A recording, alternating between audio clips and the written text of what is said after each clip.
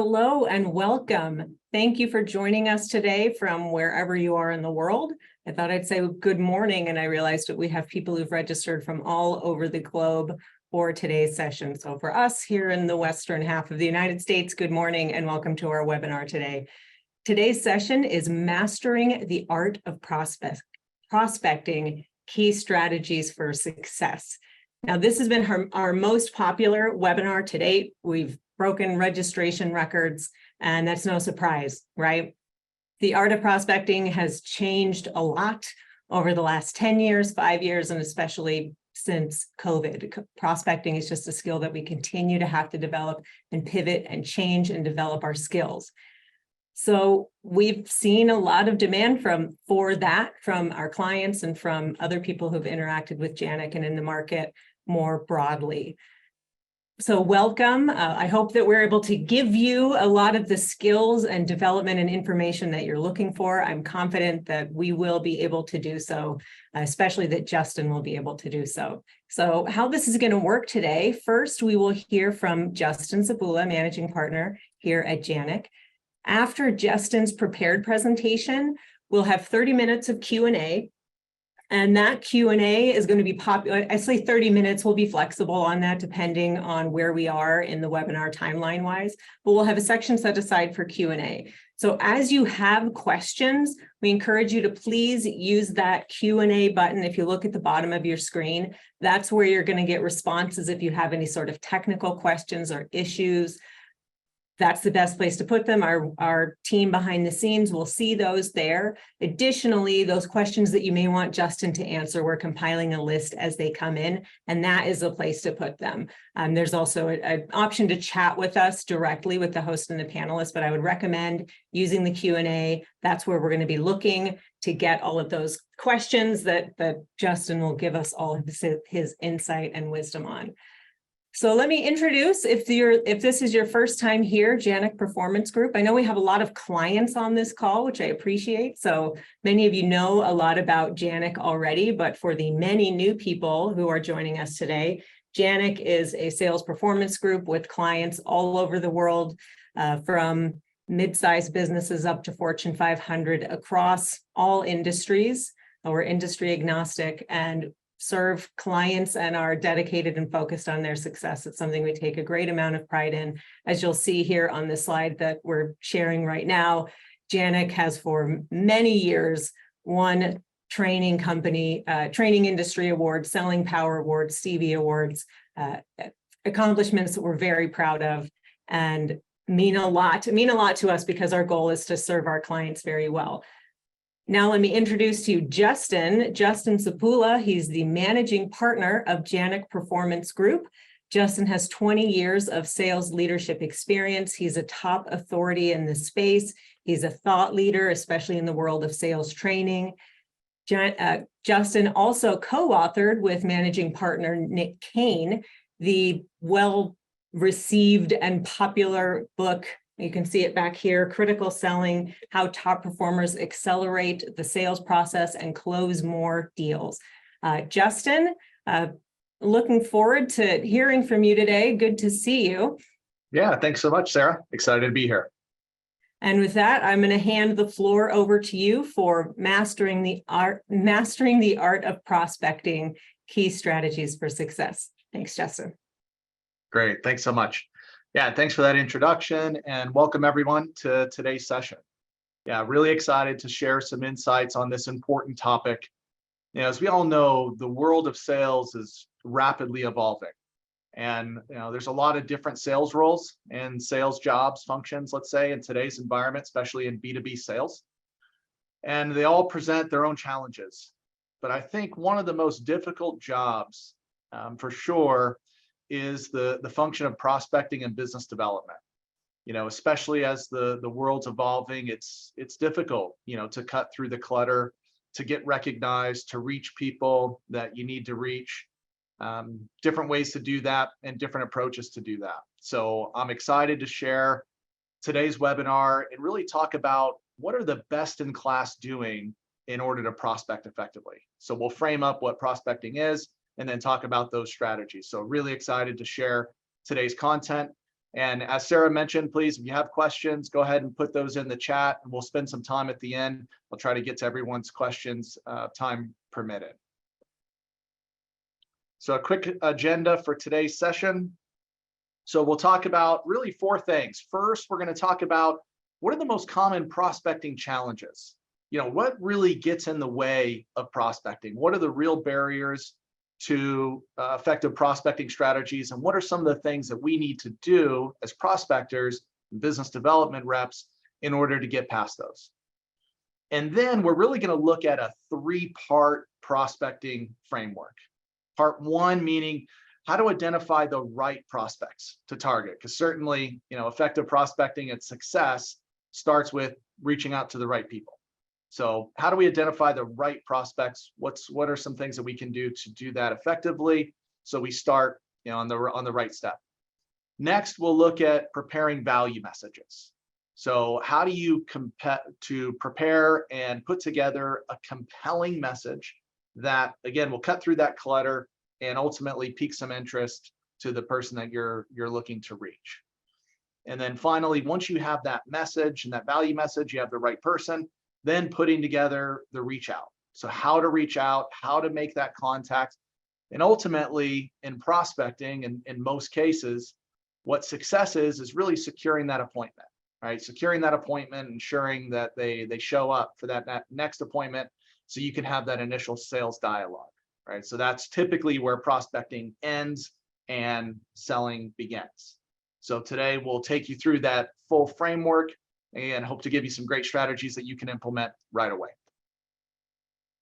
So let's start with some of the challenges. So I'd like to start with a couple stats. So number 1, 8 calls just to reach a prospect. So the source here is Sales Intel. And this is one of the things that we find can be a simple one, but one of the things that we see most often is most prospecting programs and most salespeople who are implementing prospecting even on their own are just not doing enough. And prospecting, again, is hard work. You get a lot more no's than you get yeses. But I think one of the things that we all have to acknowledge and realize is that it just takes quite a bit of effort in order to get some success from prospecting. So most of the time you'll see people reaching out a few times, 2 times, 3 times, 4 times. And if it takes on average 8 to reach that prospect, we're just not doing enough. Many prospectors are not doing enough. The second stat that I'll share with you from Crunchbase is on average, it takes 6 calls to close a deal. Right? And I find this interesting. It takes more effort and more contact, let's say, in order to just reach a prospect than it does to close a deal. Right? And again, this is just an acknowledgement of the reality that we're in, is it takes that work, it takes that effort in order to get, the outcomes that you're looking for. So what gets in the way? What prevents salespeople from prospecting? So here are the ones that we see most often. 1, I have too much to do. Time management. We'll certainly talk about this today. How to really manage your prospecting time, how to manage your prospecting calendar, how to make sure that you're fitting in the time that you need to fit in order to prospect. And this goes across all roles. I know many of you are responsible for sales and prospecting. So how do you manage both, right? You have to be prospecting to make sure that pipeline's full, but you also have selling activities. So how do we manage both? Or we have other roles that this is your only role as a BDR and SDR, that your job is purely, prospecting. 2, I don't know what to do.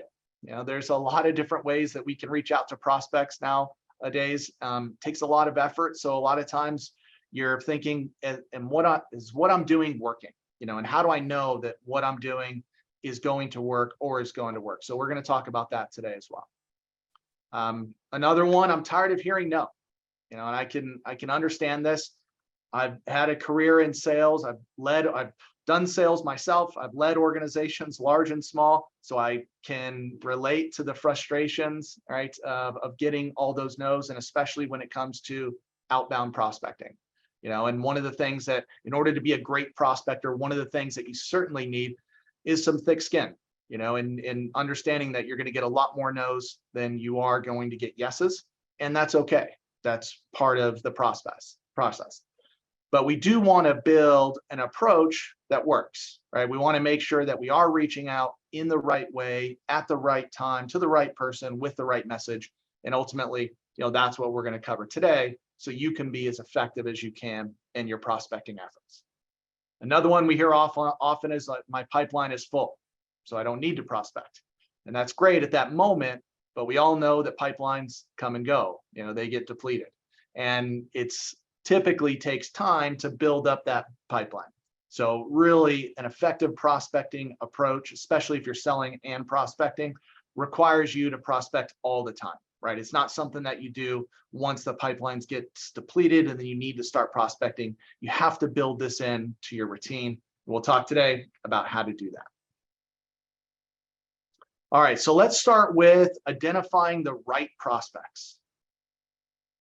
Okay, so one of the things that we talk a lot about here with our clients is what's the anatomy of a good prospect, right? And what we encourage people to do is to build out that ideal customer profile, or your ICP. And many of you on this webinar today might have these defined to some extent or a great extent, which is awesome if you have these. But I know many organizations do not.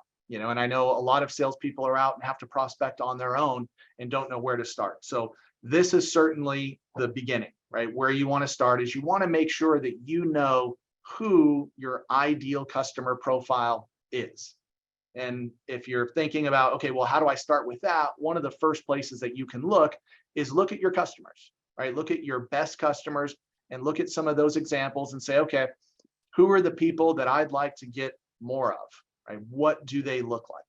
And then if it's obviously a B2B environment, not only are you identifying those organizations, but also the people and the roles within those organizations that can open doors for you or ultimately that you want to prospect towards.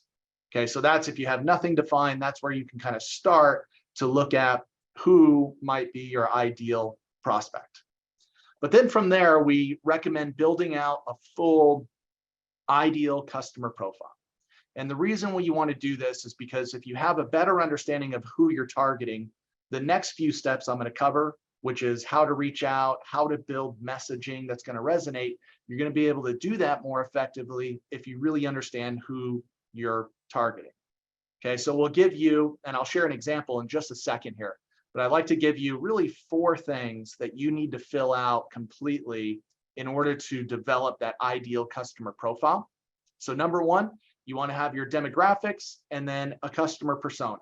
So demographics on the organization that you're targeting, size, geography, location, revenue, number of employees, certain characteristics, right, of that organization, and then down to that customer persona.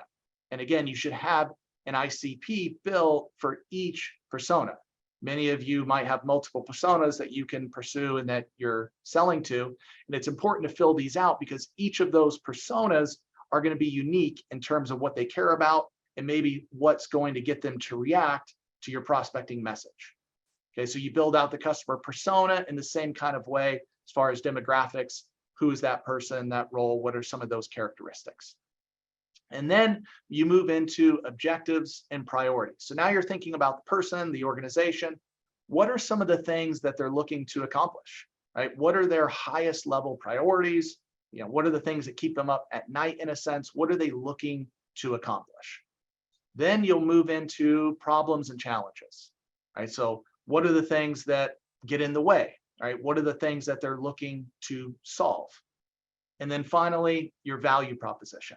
Right, so what you offer, how does that meet their need, right? How does it solve their problem? And how do you articulate that clearly in a way that's going to resonate with your audience? Okay, so I'd like to share an example of a completed ICP.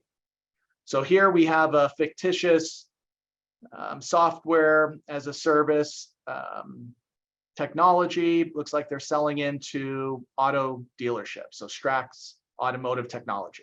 So starting on the upper left, you have your demographics and customer persona. So this is who you're selling to. This is the organization, targeting employee size, revenue, budget, how many locations they have, things like that.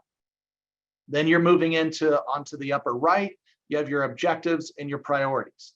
So some of the objectives for this customer persona are maximizing new and used vehicle sales, or maintaining high customer satisfaction across all dealership, sales, and service functions across the group, and managing auto manufacturer relationships. So these are some of the things that are really important to them. Then you're moving into the problems and challenges. What are some of the things that are getting in the way? So you have different financial and operational management systems that aren't working together, maybe creating some challenges in the service and potentially the sales function. Disruption of legacy dealership processes. So especially as you perhaps merge different locations and different groups. Profit margins eroding as material costs are rising, costs of labor rising, things like that.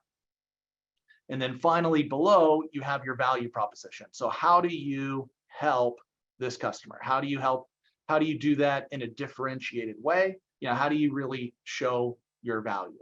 Okay, so a few features of the product and the service you're offering here, but pushing out service reminders and status notifications to all customers, including online service payment options as an example. Okay, so again, here's just an example ICP. You really want to make sure that you fill these out completely. So, and you'll see as we go through today's session, as we build out some of the other things like messaging and some of the other contact strategies, you need some real things to connect to. One of the most important things about prospecting, and especially in today's environment, is it needs to be customized, right? It really needs to be tailored to that specific customer and something that's on the top of their mind and something that they're looking to accomplish. As everybody knows, the email boxes today in today's environment, they're full and they get constant messages. They'll take a quick glance at a headline and kind of move on.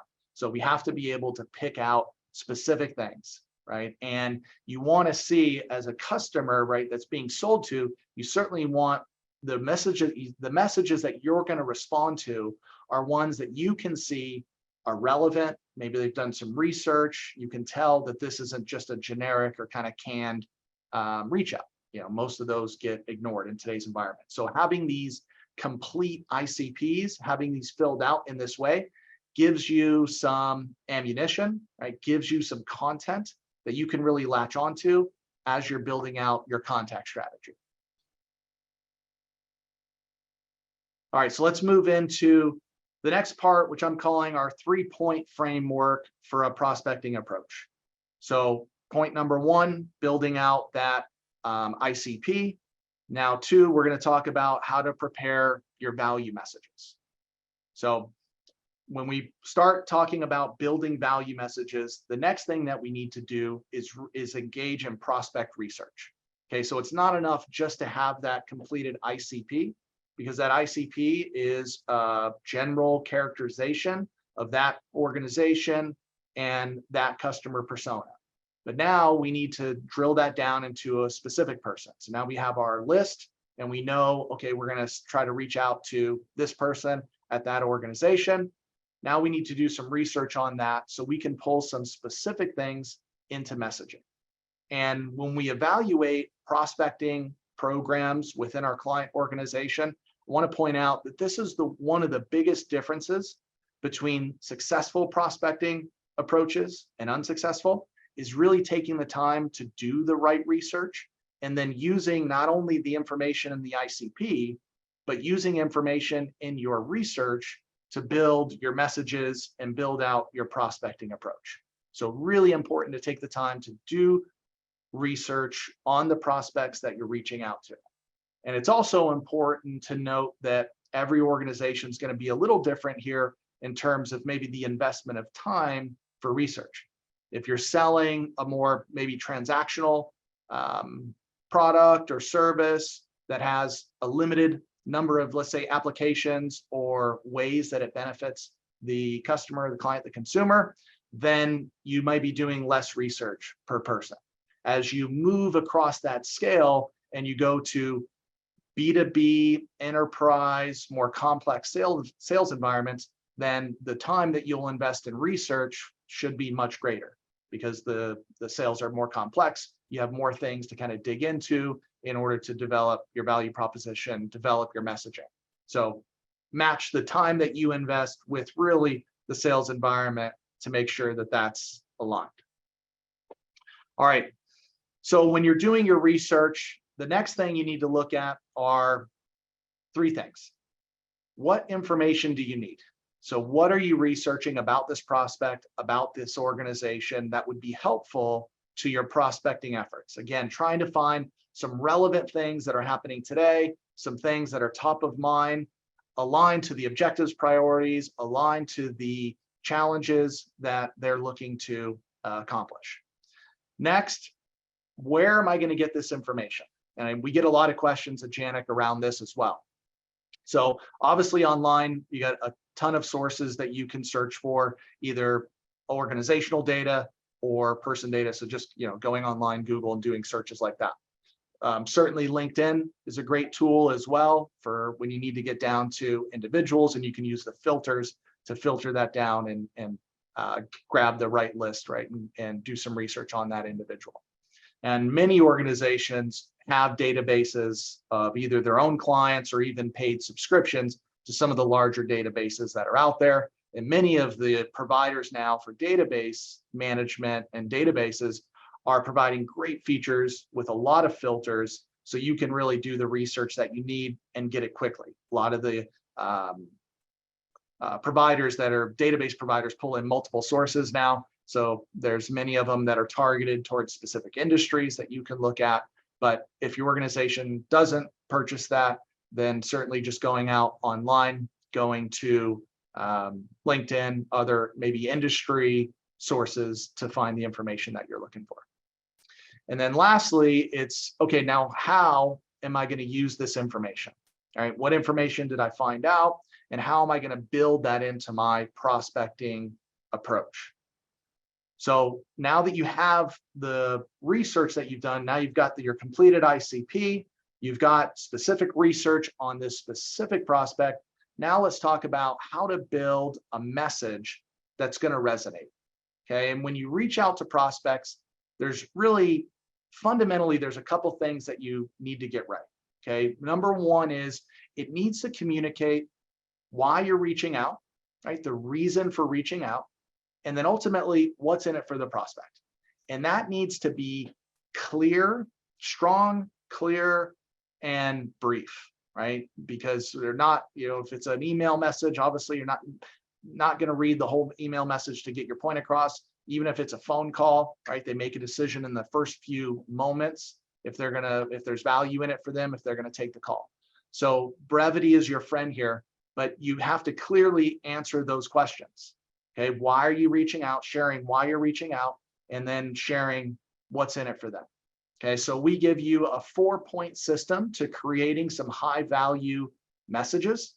So number one, why you're reaching out. Number two, clearly communicate what's in it for them, right? So what do they gain from just engaging in this call?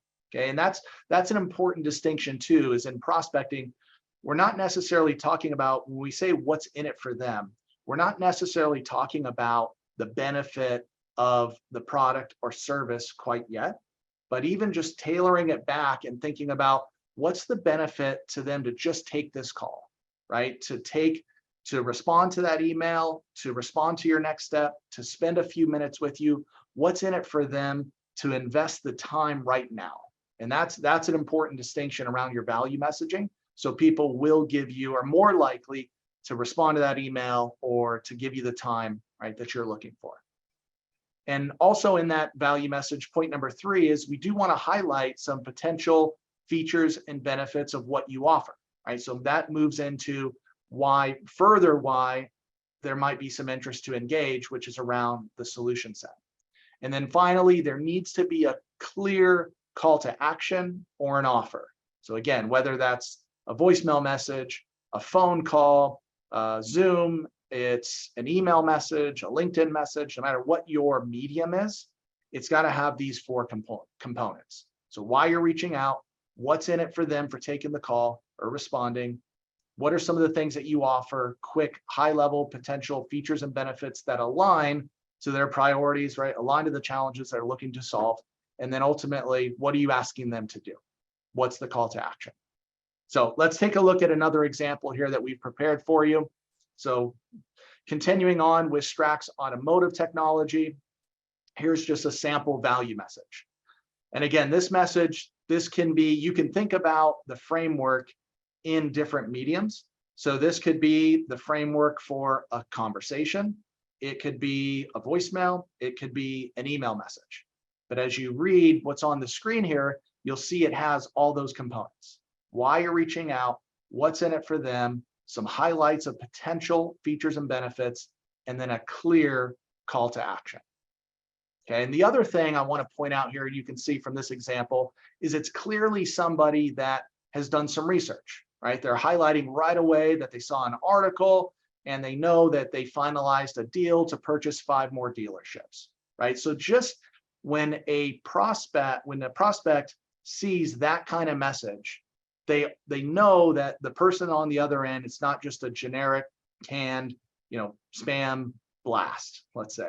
It's somebody who has taken the time to understand their environment, and that is more likely to get a response, right? Or to at least have them continue to read. So having that right up front is really important in your prospecting messages.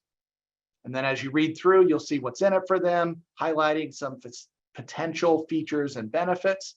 And then the call to action, what's the ask? The ask is to get some time this Thursday. Okay, so again, in your messaging, this could be written, this could be a conversation, this could be a voicemail message, as brief and as to the point as possible, and as strong as possible with a specific call to action.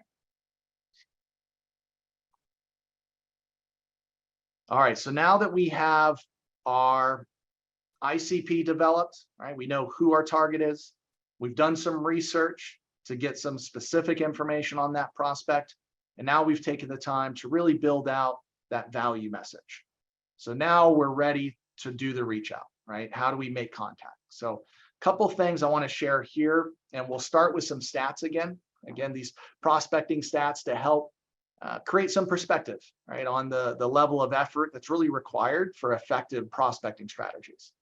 So again, we talked about 8 cold calls just to reach a prospect, most of them giving up in just a few.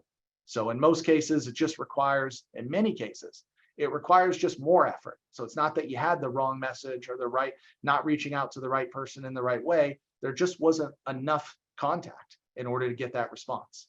Okay, so I think that's important to know, is 8 on average. And then here's a couple more. So as we're talking and we're reaching out with phone calls today, 80% of calls today end in voicemail.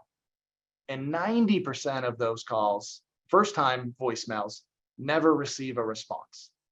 Okay, so that may seem like not the best data, right, to start with. It's a lot of effort. 80% of the time, you're not getting somebody on the phone, and then 90% of the time, you're not getting a call back. But some of the data I'll share with you below starts to show how effective prospecting campaigns begin to come to life with additional effort. So 22% of replies, voicemail replies, 22 get replies on the second attempt, and 33 get replies on the third attempt. Okay, so it's not just a 1 or 2 and done thing. It requires a sustained effort. So one of the things I'm going to share with you today is really how to build out that cadence, right? How to build out when to contact, how to contact, how often to contact, give you some of the best practices there. So, and again, we call this a prospecting cadence. So let's talk about a few best practices. So number 1, when you're building out your prospecting cadence. And again, just to frame this up, you've done your research, you've identified a high value prospect, right? Somebody that you want to gain an appointment with. Now I want to build out a cadence in order to pursue that individual. And typically, obviously, there's a list of individuals that you're pursuing. So in order to build your prospecting cadence, you have to look at a few things. One is the number of touches. So how many times am I going to reach out to this person? And the second is the timing. So over what period of time? Am I building a 10-day cadence, right? A 20-day cadence, a 30-day cadence, maybe more. I'll give some insight on that in just a bit. Then you have to figure out, okay, what's my medium? What's my contact? How am I going to be reaching out to this prospect? And then finally, for each contact, what's the message, right, within those? And typically, the multiple touch campaigns, you're building on that message, right? So there's kind of a build to this from a beginning kind of all the way to the end. And I'll share a little bit more about that. But a couple of best practices as you're building out your prospecting cadence.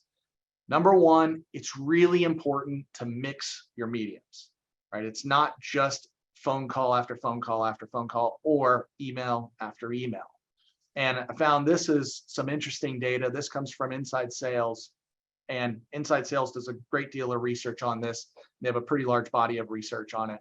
But one of the things that I found most interesting is if you use 3+ communication methods in your prospecting cadence, it increases the contact rate by 4 times compared to just a single method.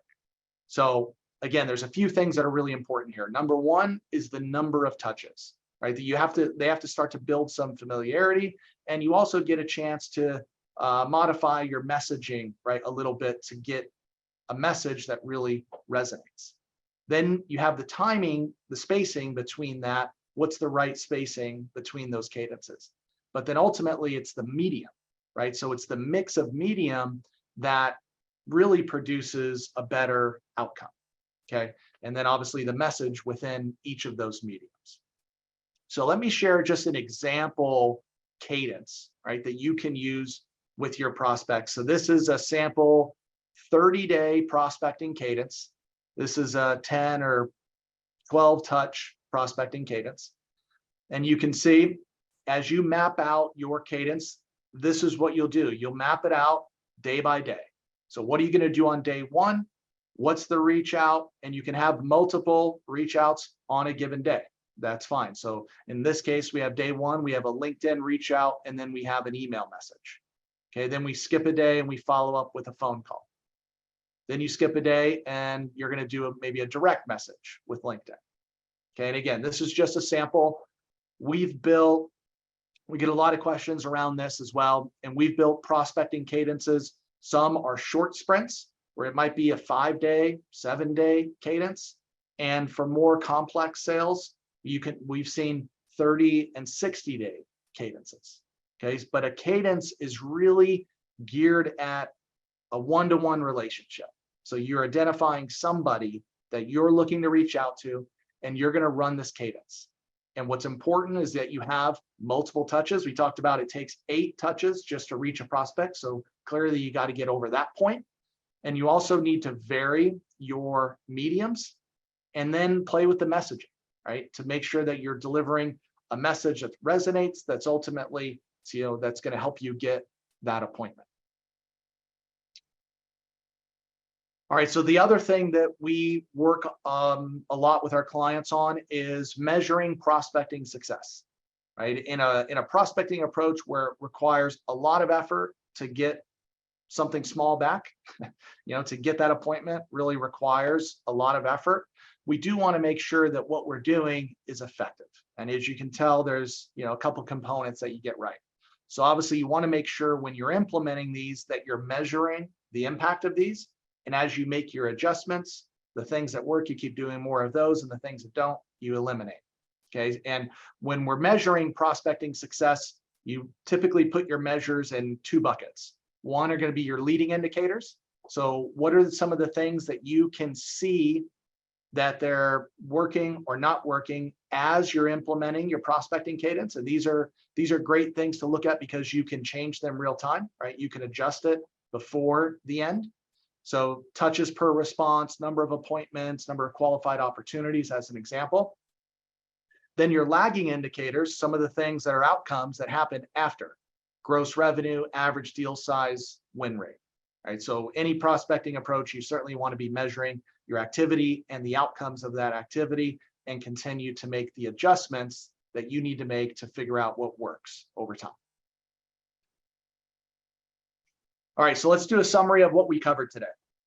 So number one, we've talked about mindset, consistency in prospecting, and really the discipline in prospecting. I think a couple things that every prospector just needs to acknowledge is that one, that prospecting requires a great deal of effort. It requires an approach with multiple approaches, and you're going to get a lot more no's than you get yes, right? So having that prospecting thick skin is really important to effective prospecting approaches. And once you accept those realities, right, then it's easier to engage in that day-to-day prospecting and continue to do that in a positive and strong approach. Then number two, we talked about really zoning in on the right person, right? We have to create that ideal customer profile to make sure we're focusing in on our high value prospects and really understanding who they are. Who are they? What do they look like? Where are they? What are the things that they care about? What are they looking to accomplish? What are some of the things that get in their way?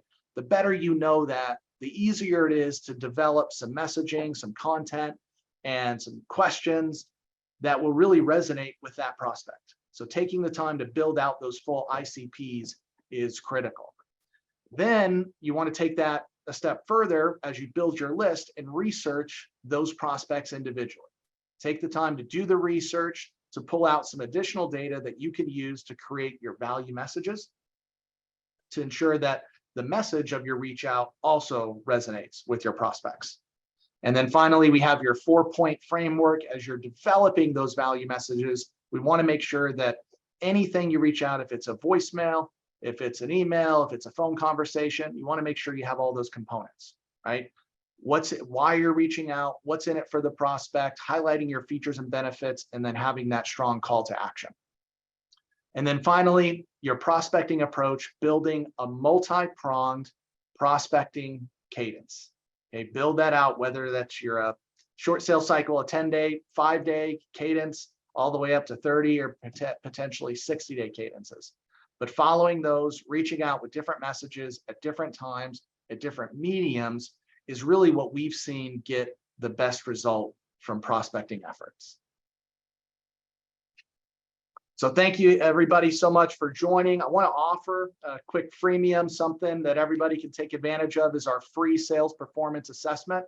So you have the QR code here. You can take a picture of that or visit us online at janik.com/sales audit. And what the sales audit is, it'll allow you to audit your prospecting approach and even a broader audit for the whole organization. It'll take you through a series of questions around what exists and what you're doing today. But most importantly, we've built this to compare what you're doing with best-in-class organizations. Okay, and we've developed a maturity model. So on each of these skills, it's an 18-point system. It'll give you a rating for each of the 18 points, and it'll compare it to best-in-class organizations, and it'll give you a maturity model. So whether it's a level of 1 through 5, so whether you're 1 just starting or you're 5, meaning you're best in class, but not only will it give you a rating and characterize why that rating's there, but it also gives you some actionable things that you can do. Let's say you're rated a 3, how do you get to a 4, right? What are some of the things that you can implement right away to get to that 4? So totally free, nothing required. Take the assessment online and it'll submit to you a customized report, hopefully to get some information around what you're doing compared to best in class and some things that you can implement right away to be a better prospector and overall a better effective sales organization. So thanks again for joining for today's webinar. We'll go to Q&A in just a second, but I want to encourage if anybody would like to connect with me directly, here's my contact details.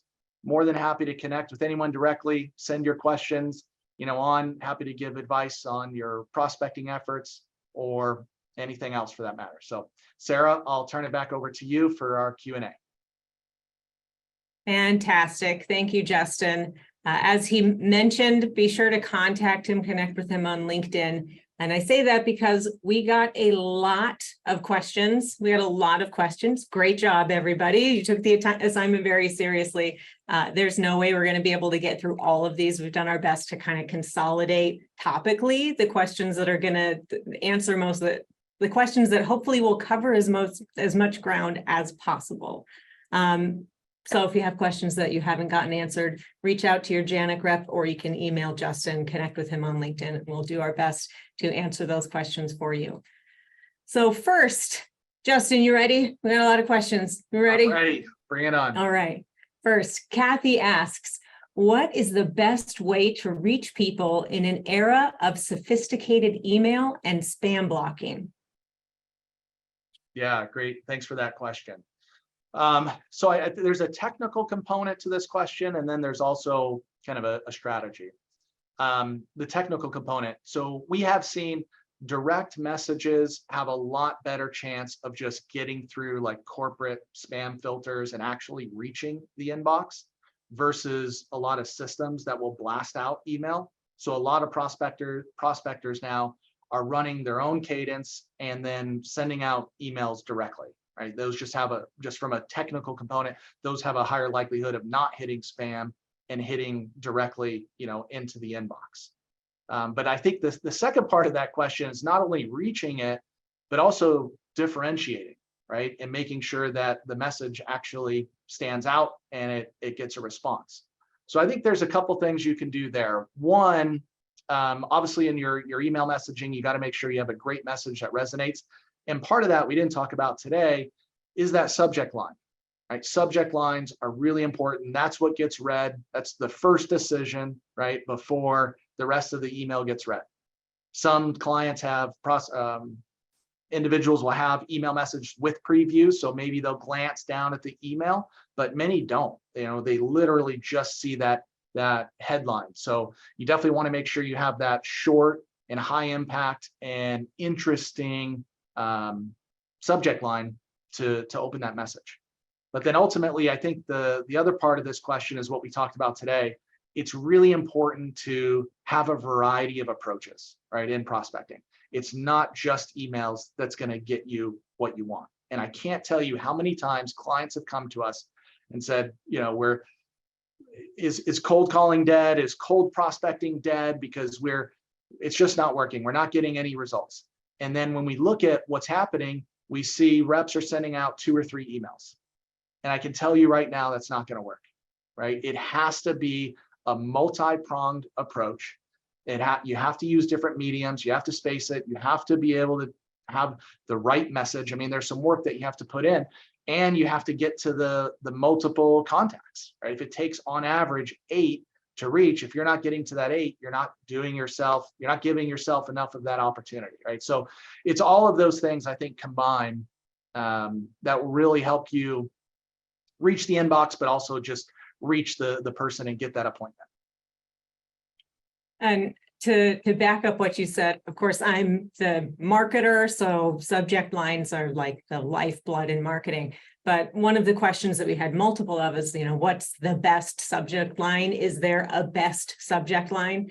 And I don't think there's a single line, right? It's what you were saying, that it really has to be tailored, not just to the individual, but to your own industry. What works in one industry probably won't work in another industry. It has to be really, really thoughtful and applicable and relevant. So more about cadences. Ben asks, what does a successful cadence look like? Call first, email first, how long? Yeah, it's going to depend, right? There's not a single answer here, which one's right. Every industry, every sales environment is different. I think, again, one of the things that we see is if you have a more transactional sale, a more simple sale, then you're going to be on the shorter end of your cadence, right? You don't have to run that as long. If it's more complex and more strategic, then your cadences are going to be spaced out and perhaps a little bit longer. So that, I think, maybe answers the question about length. But there's really not a best practice or a single answer to what goes first. Is it a phone call or is it an email?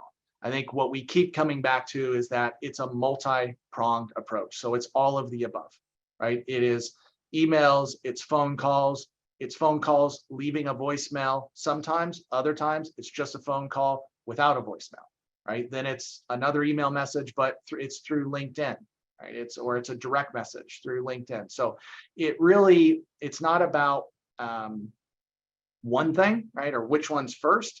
but it's about multiple touches over time, different messaging. And what we've also seen work in a lot of cases too, as it relates to messaging and your call to action, a lot of times we've seen organizations do kind of a soft launch into a more hard ask, right? So at the beginning, you may not be asking for so much. We're just trying to create awareness, maybe offer something that might be of value to your prospect, right? White papers, ebooks, in any insights that you might be able to share, right? So offering some value to get that engagement. And then we see some of the later actions in the cadence are harder, meaning download this, get your information, or an appointment, right? Like, I'd love to talk to you on Thursday. Can we set some time? So we do see some gradual builds that work as well with cadences. To follow on to that, Laura asks, do you ever have steps outside of the cadence? How strictly should you follow that setup? I mean, there's always room for flexibility in these things, but the problem with that is I encourage people to really kind of stick to a cadence because you're measuring it and you want to figure out if it's working, right? So if you have too much variance, then you're not gonna create a repetitive cadence that's most likely to work, right? But at the end of the day, you do need to respond. I know there's a lot of technologies to what you're seeing. A lot of technologies now will give you more information where you might see a prospect that comes back to the website, right? You weren't going to reach them in 2 days, but you see they've been on your website a lot. Sure, respond to that. So I think to some degree, it's not, you can't be so strict. You have to kind of see what you're, respond to what you're seeing and your feelings. But on the other hand, I don't recommend doing something different every time because you are trying to build a system, right? You're trying to build a repeatable prospecting approach that works most often. And is repeatable across the organization, which I think is a really important part to building that culture of prospecting and enabling sellers, especially from the leadership level. So Brian asks, what's an average number of touch points before I can expect a response? Yeah, on average, it's eight touches, right, to get a prospect. That's what the research has shown. That's average, so some are less and some are more, right? So I think I think if you have a prospecting approach, especially if it's a high value prospect, then there's no question you got to go beyond that 8, right? If 8's the average, then there's some that are responding beyond that average at 10 and at 12. So you certainly want to take your cadence out further than that, for your high value prospects. But again, that number, I caution people with that number a little bit, just it is an average. So industries are going to be a little bit different there. You might find your sweet spot is at touch 5, right? And I have other organizations that find the sweet spots between 10 and 12, right? So that's a blanket average, all industries, all sales environments. So you'll find, again, I encourage everybody to implement these things, to test them and to measure them, and then you'll start to see where your sweet spot is.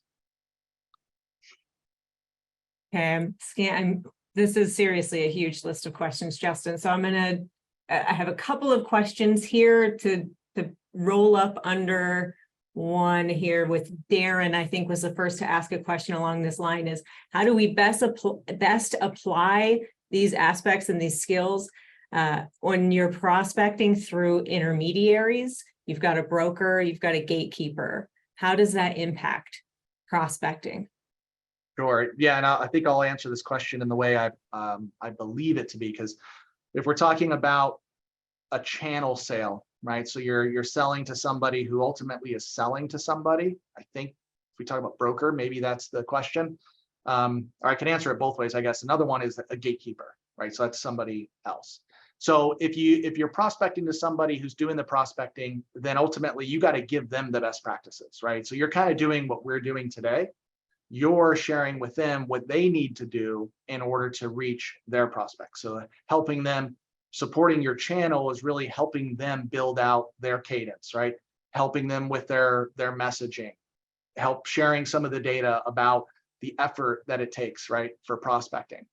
But ultimately, then you also have something else, which is you have a gatekeeper, right? So you're calling and you're trying to reach through the gatekeeper. So some common gatekeeper strategies are, it's always best to be simple and direct, right? So if you're calling for John, you just say, "Hi, it's John in." But ultimately, as gatekeepers, and many of them, that's their job, is to find out, do you know John? Is this a sales call? Do I want to put this call through? We find it's better to be upfront about it, right? Instead of kind of beating around the bush and trying to disguise that your call is not a sales call. So it's better to present that value to the gatekeeper on why John would take that call.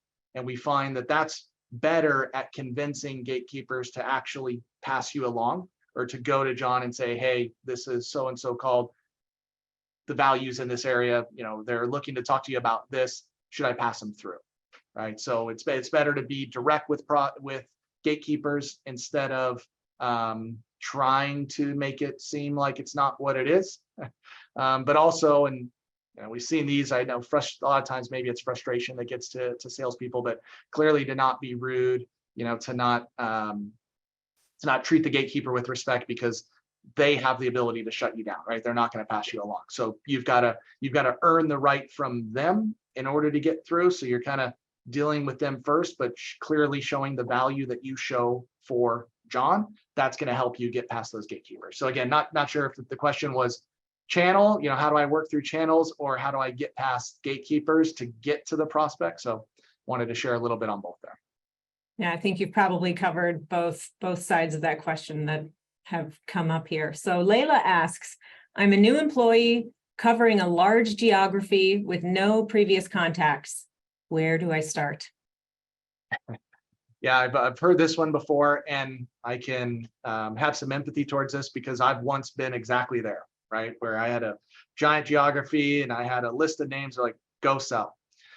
So where do you start? One, I would start at the ICP. Number one, like, who are you trying to reach? Or if it's a B2B sale, it's the organization. What are the organizations? And then it's also the role, right, within the organization. And many times that will be multiple. Okay. So you have to really build out that ICP. You have to know who they are, what do they look like, things they care about, not only to build a list. When you start to build a list, you're looking for people who are similar to that ICP. But also, when you start to build out your messaging has to resonate with common challenges and issues that they're looking to solve, right? So the ICP, having a clear ICP for the roles you're reaching out is mission critical. So I would say, if you talk about where to start, that's step one.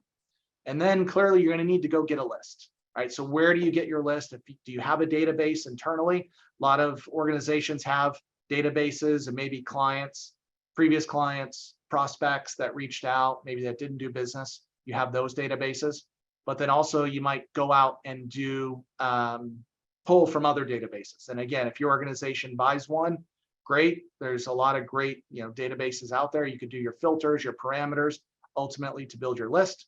I know LinkedIn can do that to some extent. Some you have to pay for the services to get a little bit more, but then you really need to build out your list, right? So you know who you're targeting, build out a list, whether that's 20, 50, 100, whoever, the amount of contacts you're going to reach out, and then do what we said today. Build out your cadence, build out your messaging, and then start to do the work, start to reach out, but I know many prospectors are on their own. There's certainly organizations that have business development teams that they do this day in and day out. That's their only job, and they're setting appointments for field sales. But I know a lot of prospecting in today's environment are salespeople who also need to go find their own leads, right? So that's what I'd recommend. That's how I'd start. Okay, Justin, I think we've got time for just one more question. Sebastian asks, how best do you scale talent based on soft skills? In the hiring process, how do you best spot the skills needed for good prospecting? Yeah, so recruiting is obviously a big topic in today's environment. So appreciate the question. Interesting. It's about talent and hiring. So I look for a few things. Number one, there's a lot of assessments out there that can help with this. They're validated, scientifically validated assessments that can help compare a candidate to a profile, and that profile can be targeted to the qualities of effective prospectors, right? So there are tools that you can use as well. But also, I think just in general, I think the people that are great prospectors are just, think about the natural networkers, right? Think about people that are willing to reach out, that that's an innate skill that they have, right? That it's natural for them to kind of reach out and build those networking groups, things like that. I think just as you are doing the interview, you want somebody who's comfortable with that, and whether that's evidence of that in their personal life or their professional life. Obviously, certainly if they have experience doing this, I find the prospecting means a lot of things. The definition of prospecting can be different, right, from a lot of different people and organizations. So if you're interviewing somebody and they said, yeah, I prospected, you definitely got to dig into that, right? Sometimes that means I got leads and I called them, right? And sometimes it is the complete opposite, where I had to go research the market, the territory, build my list, do my messaging. Others had marketing helping them a ton and they were just following. So it really depends on your role, right? What are you looking for from that person? Is it a well-supported, well-defined role that it's just somebody that has the skills, or is it somebody that needs to build that? You might be looking for other evidence, right, that they can do that. But certainly I suggest some of the great assessment products that are out there that can help be another data point in your hiring approach. Fantastic. Thanks, Justin. We are out of time for questions. Thank you, everyone. Justin, thank you so much for your time.